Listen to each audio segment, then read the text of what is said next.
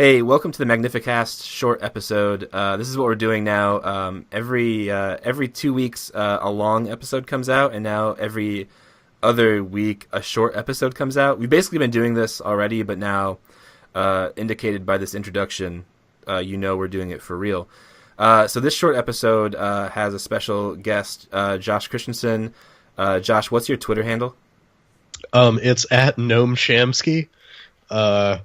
Gnome Shamsky. Yeah, sick. Yeah. So Josh Gross. is here. Yeah, literally barfing. Yep. Josh is here to play kind of a game that he's developed on his own podcast called The Double Feature with us, called Wikipedia Film Review. So Josh, tell us about how this works. Yep. Well, I'll correct you. It's Wikipedia Radio Theater. Sorry. It doesn't matter. But I got to stay on brand, I got to, grow my podcast empire. Yeah, brand is actually the most important thing in the world. Yeah. Brand is God. So yeah, basically, I guess we're anticipating a future episode of my podcast where these fine gentlemen come on and we actually watch and talk about a couple movies. But for now, we're doing a little crossover event for all you Marvel fans out there, and we're gonna read a Wikipedia article about a movie that we're going to watch. And traditionally, if you've happened to have listened to any of my stuff, usually we have seen the movie before reading the Wikipedia article, but it's not the case this time. But the movie we decided to watch in the future and that we're going to synopsize now is a little film called Little Boy, 2015, directed by a man named Alejandro Monteverde. If you've read reviews of this movie before, this is going to be a trip. So, yeah, we can go through it. I mean, if one of you guys want to start, and I guess we can sort of just trade paragraphs here and react accordingly. So yeah, I'd love to. Oh, go ahead, Matt. Oh, I was just gonna say, I want to note that this is an explicitly Christian film. So keep that in mind, I guess. I think it's important. I think that fact is important to understanding this. It's true. Yep. It's very helpful for Christian leftists in particular. This is a good tool in your bag. That's right. Oh my god. Okay. So Dean, go ahead and start. Yeah, should I do like a dramatic reading or just like a average everyday reading? Go for the dramatic. It is it's theater spelled R-E instead of E-R. Ah, right. Are we just reading? Are we just reading the plot or the entire thing? Just the plot. Okay, very good. Just need to give an overview and. Oh man. I'm like looking at it right now. And this right. is already too much for me. Okay. All right. Here it goes. I'm gonna get in character real quick. Are you the little boy? I'm actually the what's commonly called, I understand, the omnipresent narrator. Apparently, that is what the Wikipedia article has. That's the role it has given me. So, yeah, I've been doing some interesting method acting of omnipresence lately by watching a lot of TV. So, here I go. In the seaside town of O'Hare, California, an 8-year-old boy who is small for his age, Pepper Flint Busby, has a very close relationship. Has a very close relationship with his loving father, which begins from the very moment he is born, when his father cradles him in his arm and notices how small he is. Read that. That's not what that word said. Notice S? Is that what Notice S? There's an extra S on the notices here in this plot synopsis. Citation needed. If at any time, by the way, you think that it would serve to pause here, please feel free to break in, Director Josh. Okay. When Pepper asks a doctor if he has dwarfism, outright apparently, the doctor tells him, quote, "For now, Pepper, let's just say you're a little boy," end quote. And the expression become Pepper's nickname. Seek. It is become Pepper's nickname, not became or becomes. He would learn to despise those two words and always make a problem when someone would call out his nickname. Hell yeah. Character development right there. Oh my gosh. So, can we talk for 1 minute about how goofy the name Pepper Flint Busby is? Like, someone just picked, like, 3 ridiculous words to put together. No one has like never... 3 words that were right next to him. Like, he was sitting at the kitchen table, and it was like, Pepper, Flint. And then someone, like, threw a Frisbee, and he was like, Busby! Oh my god, I mean, it is the most, like, stereotypically, like, 40s child name I've ever seen. I just like a little boy named Pepper. It's like, what is more innocent and adorable? A little boy named... he's screwed. This child is just set up for failure. This is a Christian movie, so something bad's gonna happen. Wait till he becomes a big boy named Pepper. Oh boy. Big boy Pepper. Cracked Pepper. Big boy Pepper. Oh man. There's like... I'm gonna write a sequel where he turns into like a mob enforcer or something. Oh man, little boy. It's perfect. It writes itself. Yeah. Little boy, big boy Pepper. Don't ever call me little boy. I always make a problem when someone calls me little boy. Does someone else want to take over for the role of omnipresent narrator? Let me give it a shot. All right, go for it. I might be bad at this. However... It's okay. Oh, sorry. However, when World War II begins, Pepper's older brother is declared ineligible for military service because of flat feet. Alright, so I am very bad, yes. And his father joins in his place, which devastates Pepper. Not long after his father leaves for war, Pepper hears the Bible verse. Truly... Okay. Truly I tell you, if you have faith as small as a mustard seed, you can say to this mountain, move from here to there, and it will move. Matthew 17:20. He becomes determined to get enough faith to bring his father home. Nevertheless, as his friend and mentor Father Oliver tells him, faith is useless to anyone who harbors hatred. Father Oliver tells Pepper to befriend a Japanese man named Hashimoto.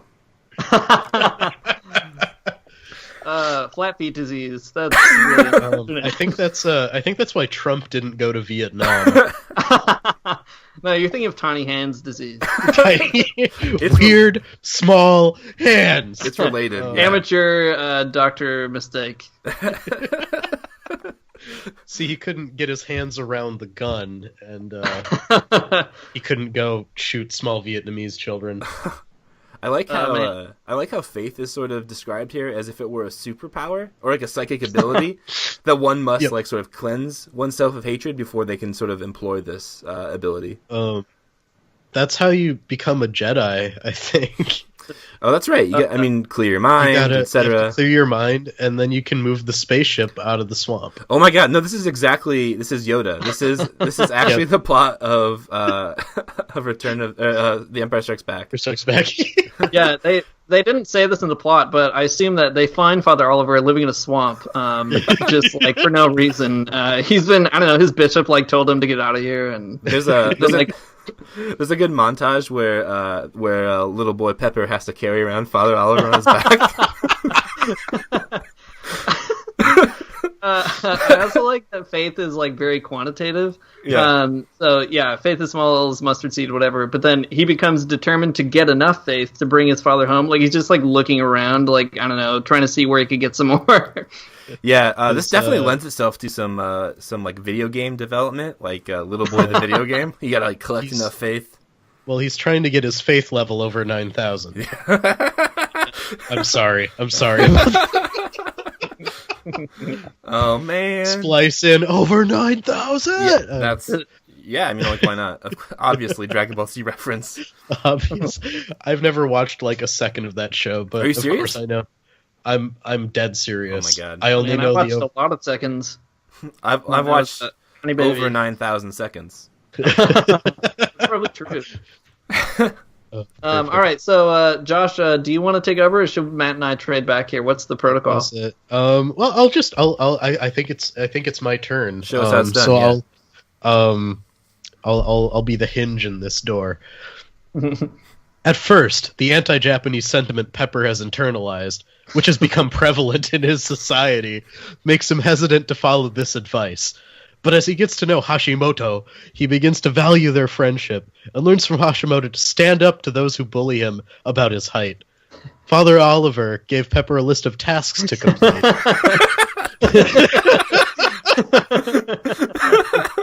Into that cave you must go. When Pepper's father is reported missing in action. Oh, God, sorry. That's highlighted in the Wikipedia article in case you didn't know what missing in action. What does that link to? I'm sure it links to the Chuck Norris movie that's probably better than this one. No, it just links to the MIA page, but the Chuck Norris one would be way better. I'll make that edit later. I'll suggest that. Because Missing in Action, that movie actually rules. Okay. Pepper's mother struggles to keep her family together in the face of these overwhelming hardships. His brother London and Sam, one of the townspeople that lost a son, go to Hashimoto's home and attack him one night, leading to him being hospitalized. London is initially arrested, but Hashimoto decides not to press charges and he is released. Yo, so let's bar all of the things that are actually happening in the narrative at this point, and let's just focus in on one short sentence. And the short sentence I want to focus in on is Father Oliver gave Pepper a list of tasks to complete, and that's all we get about that list of tasks in this article. I want to know what's on that list. Well, just inferring a little bit from context clues. So later on in the paragraph, we found out that Pepper's mother struggles to keep her family together in the face of these hardships, overwhelming hardships in the plural. One of them is obviously Pepper's dad going missing. But the only other hardships mentioned as possible reasons to make that plural are that Pepper has an anti-Japanese sentiment that he internalized and overcame. That could be a hardship for her. She really hates the Japanese. But the second is that Father Oliver gave Pepper a list of tasks to complete, so I'm guessing it's that one. Like, it's a really very hard task, and his mom is just, like, having a really hard time keeping the whole family together. They're like Herculean trials. But what? Think of one. Like, what would it be? What's on the list? What's on Father Oliver's list? Man. Oh, man. Like, making him soup. Or like picking all the gum off of every pew. I'm assuming Father Oliver is Catholic. That has to be true. Yeah. And also, I was made to do that as a child, and it was very hard. Yeah. I went to Catholic school, by the way. There's a little trivia for you. Magnificast trading card. You can put that on the back of mine.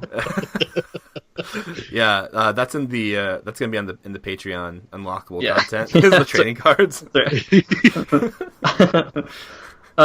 So let's see. So judging from my own experience growing up with my own Father Olivers who had lists of tasks. So scraping gum off of pews, that would be one.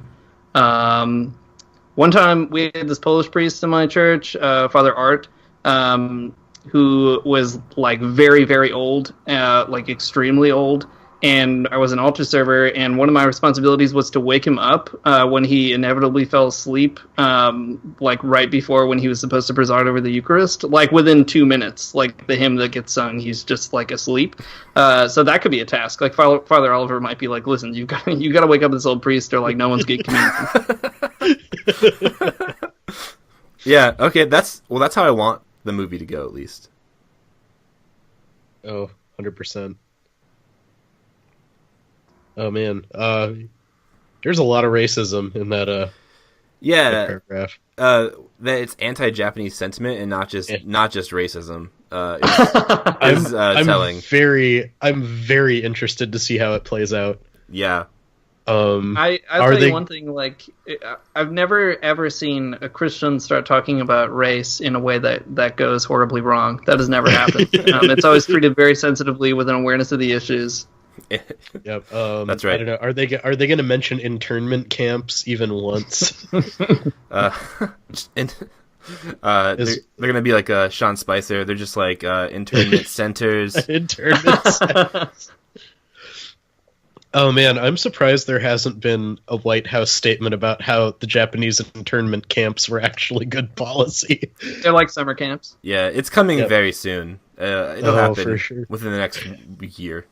Well, it did happen on the campaign trail. That's a whole side. Oh, that's true. It was Yeah. there. Oh my god, you're Yeah, right. All right, should we move on to find out what happens now that London has been arrested, but Hashimoto decided not to press charges? The true Christian of the narrative Yes. so far. Yeah. Yes, please. Okay, so See, if he would have pressed charges, he would have been the real racist, right?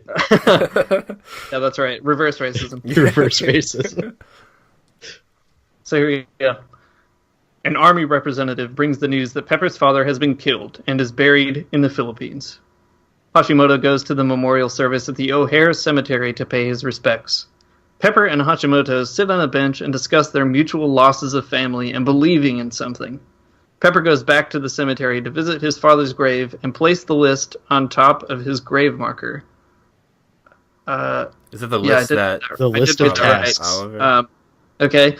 Pepper and his mother go to the doctor, where the town doctor, Dr. Fox, tries to hit on her. Dr. Fox tries to hit on her and invite himself over to the house that evening under the pretext of talking about what could possibly be the cause of Pepper's short stature.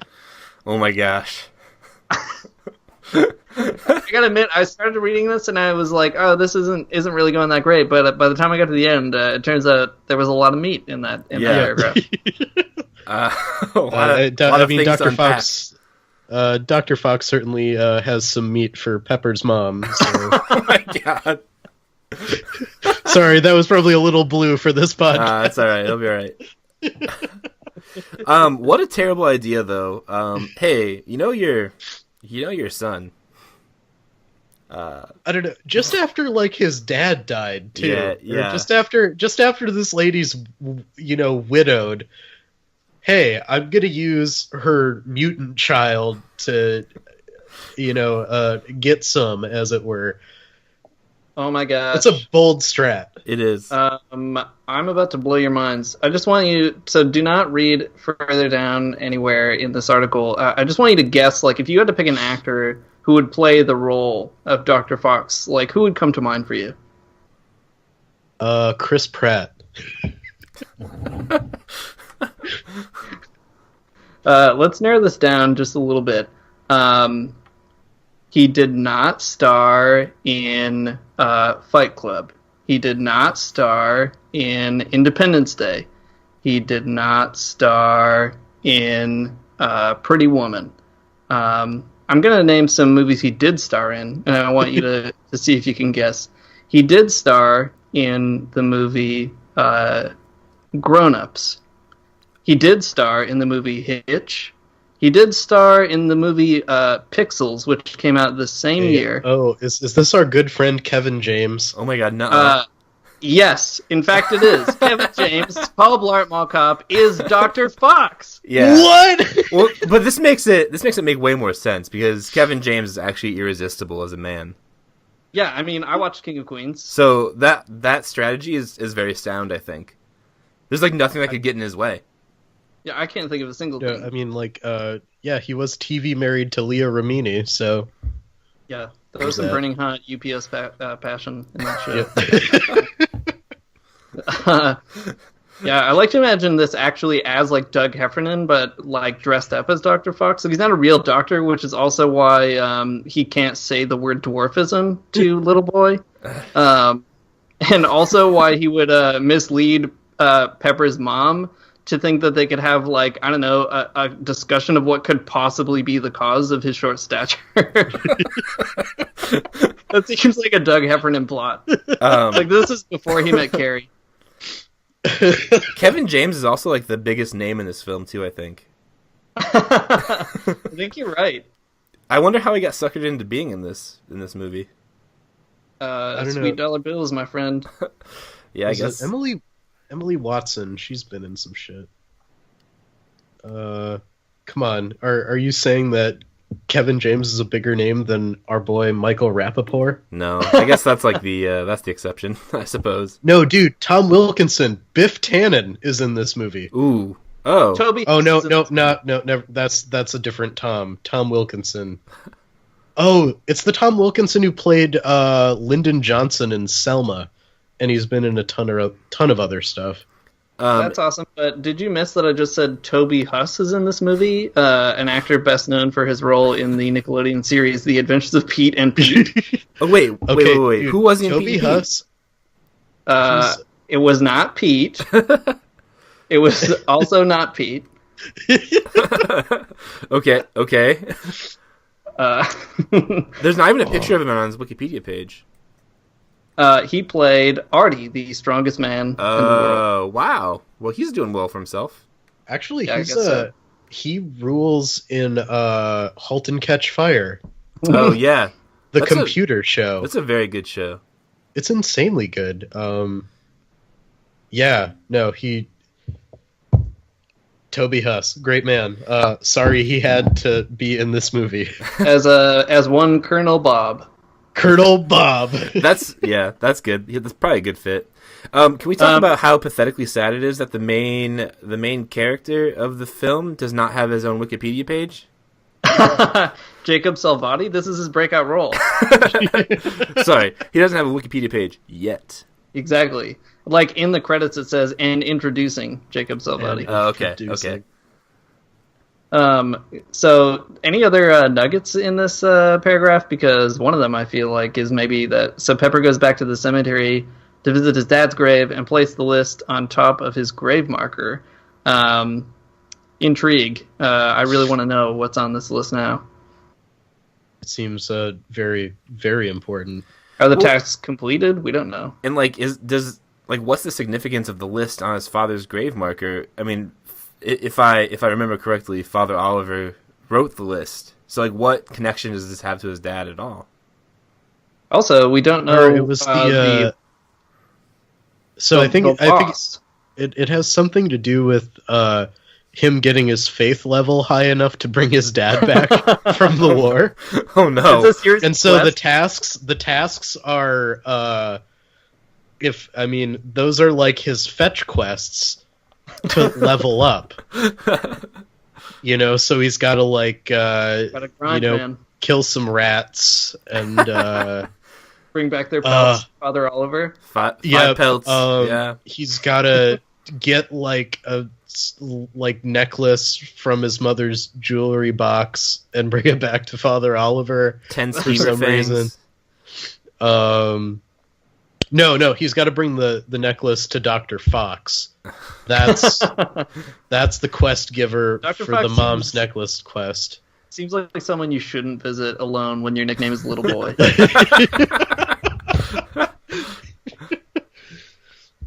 And then there's a gym battle with Colonel Bob, and missiles are your moonstones still. Oh, that doesn't make sense in this context. Sorry, I forgot this is not a conversation that we're having across episodes. No, the true fans will get that. Yeah, they'll get it. On the Magnificast wiki, this is actually cited, so you guys can check it out. Oh, sorry, that's Matt, also for Patreon subscribers only. Do you wanna take us home here and just find out? I don't know. How could these hardships be resolved? I'm at the edge of my seat. Let me explain it to you. I should have been using this time to sort of read ahead, but I haven't. It's better this way. Later that day, a spokesperson from the army arrives to tell her that her husband didn't die after all. Claire! Surprise. Oh my gosh! Oh, it gets better. Okay. I really didn't expect that. I didn't know that was going to happen. I've been staring at my computer screen for 10 minutes and I just didn't know. He's going to get that list and he's going to be so surprised. Okay, I'm so sorry. Alright, the man that actually... Oh my god, okay. I seem to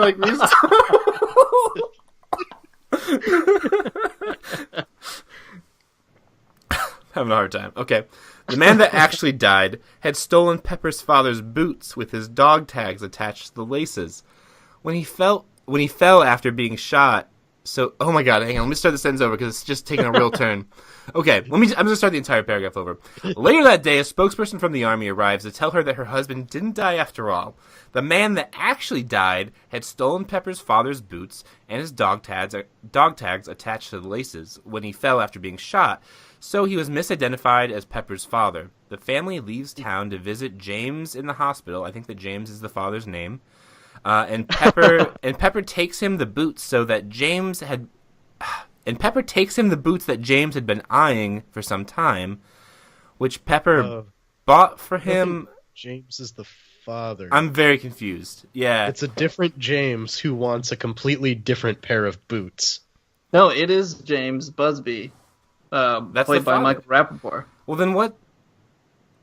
Let me finish the sentence, and then we can draw some conclusions here. Yeah. The family leaves town to visit James in the hospital, and Pepper takes him the boots that James had been eyeing for some time, which Pepper bought for him after he went off to war. Upon arriving, they realize that James has suffered from mild amnesia due to an injury in the head. However, Pepper calls his father by his longtime nickname, Partner, and presents him his gift. James holds the boots, then hugs Pepper and touches the faces of the rest of his family. They all kneel around his chair and share a group hug before driving him back to O'Hara. And that's apparently the end. So I don't really understand any of what's happening in this paragraph. There is some syntactic problems. The writing on this Wikipedia page really needs to be edited. That's fine. Terrible. Yeah. So it's not my fault. His dad got like an idiot. No, yeah. This is the running theme of Wikipedia Radio Theater. The Wikipedia thing is always incompetent, and somehow this one is so incompetent on its own merits that we didn't actually have to see the movie to clown on it. Yeah. Okay, so that he's not dead is such a twist. What a brilliant stroke. It's a real reverse Don Draper going on here. That's exactly how I would describe this moment. Yeah. The man that actually died had stolen Pepper's father's boots. Do you think that there's a sort of connection and Christian parable there about stealing? Easily. Well, you see I think it's got to be a direct rebuke to Mad Men, who, as we know, Don Draper is not Don Draper, but Dick Whitman, who assumes another man's identity in a similar accident, and is rewarded for it. Yeah. Whereas here, that sounds like a good cautionary tale. Like, you can't, stealing another man's boots is not going to lead to a lucrative career in advertising. Yeah, this film as cross-universe commentary on Mad Men, I think, makes it much more interesting and palatable to me. So I think that I want to ride that out. Definitely. Also, I do notice that there is a distinct lack of the scene that drew us to this movie in the first place. Yeah, there really is. Well, Josh, is that a scene, or is it just because I don't know if that's a scene or just a connection to be made. All right. Oh, this is good prose. The signature image in Little Boy, a colossal miscalculation in audience uplift, is of the title character stretching out his arms, scrunching up his face, and groaning with intense concentration. Small for his age, hence the nickname, 7-year-old Pepper Flint Busby performs this ritual several times throughout the film, always when attempting to move an object with the sheer power of his belief. More often than not, it actually works. On stage during a magic show, he appears to slide a glass bottle across a table, Jedi style. Later, in a far grander display of his apparent gifts, he wows a crowd of skeptics by seemingly creating an earthquake while trying to nudge a mountain. What Pepper really wants, though, is to bring his father back from the war, and so he stands on a dock and points his hands in the direction of the Pacific Ocean, defying the setting sun, focusing all his desire on one point in the distance until... ... Well, it has to be seen to be believed, frankly, giving the title a whole new meaning. one that World War II buffs should have no trouble guessing. The moment is almost too tasteless for words. So it's amazing that this moment is too tasteless for words in the Wikipedia article. Yeah, not one mention of... I mean, like, how ridiculous is... I mean, the movie, it's a World War II era film called Little Boy, and no one is just going to say that it's like it looks like he makes a bomb explode. Like, it's... like, oh, man, we have to be worried about these spoiler alerts, man. Everyone's so worried about these. They really... I mean, I think it's going to render the fact that he befriends a Japanese man even more offensive. Oh my gosh! I can't. Oh my gosh! So he unlearns his prejudice, but that enables him to commit genocide.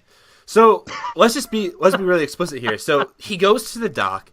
He sort of like Jedi powers off into the distance in the general direction of Japan, and then there's a nuclear explosion that we see on screen.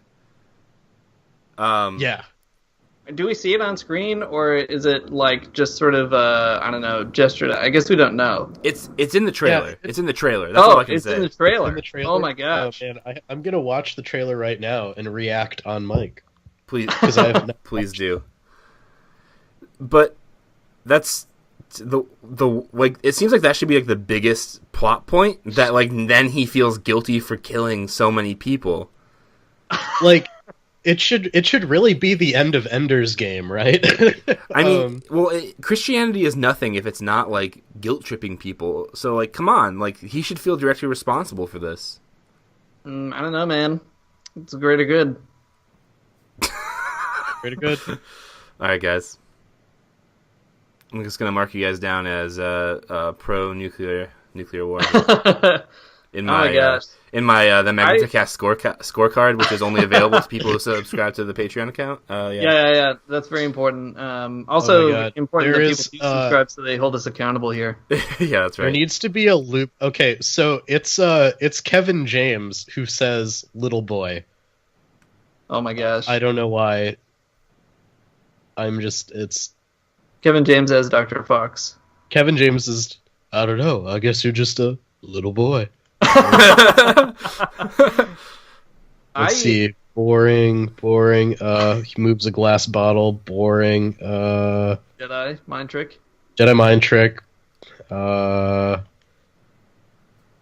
Do. Sometimes big. Oh man, he's got his power stance down. All right, he just caused an earthquake. There's a nun. He's bicycling. He's on the dock. War footage. Explosions.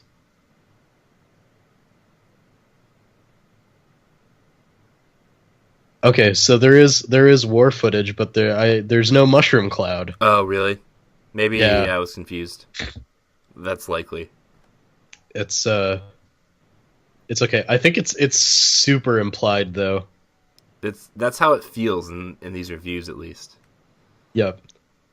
I mean, it obviously, like, it has to be. I mean, it's called Little Boy. The movie is called Little Boy, right? Like, he causes the nuclear bomb to explode.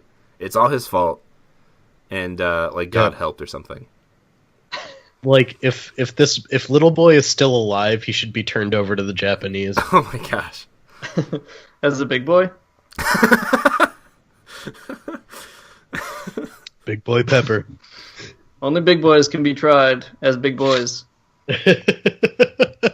Yeah, this 100%, is a product of Christian media and is somehow like even worse than something like God's Not Dead or God's Not Dead 2.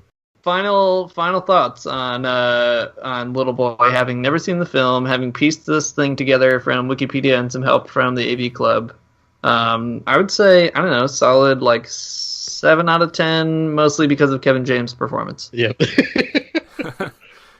Yeah, I'd say like 12 out of 24 tomatoes. I don't think I'd really see it, but I probably will. I'll probably watch it still. I wouldn't pay to see it. Yeah, a definite 666 atom bombs out of 666 atom bombs. Yeah, that's a pretty classical scale you're using right there. I think that's an accurate measurement. Love. How does that translate to like a fat man scale? Fat man scale. I can't math so good. That's not math anyone should be doing. Yeah, the conversion units are actually really confusing. Yeah. You have to like multiply and divide. I don't know. I lost my charts. They're gone. They're lost. Thanks, Josh, for introducing us to this. It was very fun. I want to add one extra just universe crossover here. So David Henry, who came back to the church during the filming of Little Boy, which saved his life, also starring Dr. Fox, Kevin James as Dr. Fox. I'm sorry. So in 2015, David Henry played the role of Lane, who is a valet and falls for, get ready, Paul Blart's daughter in the sequel Paul Blart Mall Cop 2. Oh, man. And it gets even better. He was cast to play a young Ronald Reagan in an upcoming biopic titled Reagan. No, that's not okay. Oh, that's not okay now. The Paul Blart thing was great, but now Reagan is not good. Oh, the universes are all crossing all at the same time. I don't know. That just reminded me of like the best movie that never got made, but Richard Linklater was scheduled to do a movie called College Republicans, and was going to have Paul Dano play a young Karl Rove, and it would have been the best movie if it happened. That sounds very good. Yeah, that does sound good. Well, thank you, Josh. As I was saying, this is super fun. Yeah, anytime, guys. If you need to do something super fun.